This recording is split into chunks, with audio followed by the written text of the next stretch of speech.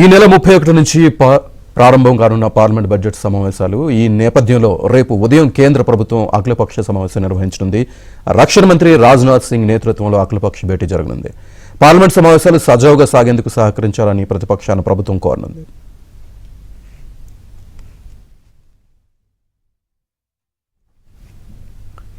ఈ నెల 31న పార్లమెంట్ సమావేశాలు ప్రారంభిస్తూ ఉభయ సభలను ఉద్దేశించి రాష్ట్రపతి ద్రౌపది ముర్ము ప్రసంగించనున్నారు.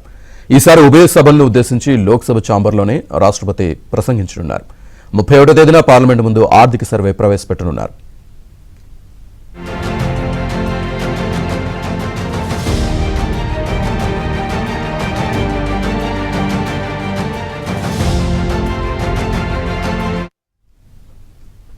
ఫిబ్రవరి 1న కేంద్ర ఆర్థిక మంత్రి నిర్మల 2025 సంవత్సరం కేంద్ర బడ్జెట్ను ప్రవేశపెడతారు. నిర్మల రికార్డు స్థాయిలో వరుసగా 8వ బడ్జెట్ ప్రవేశపెట్టనున్నారు. 2019 నుంచి కేంద్ర ఆర్థిక మంత్రిగా నిర్మలా సీతారామన్ కొనసాగుతున్నారు.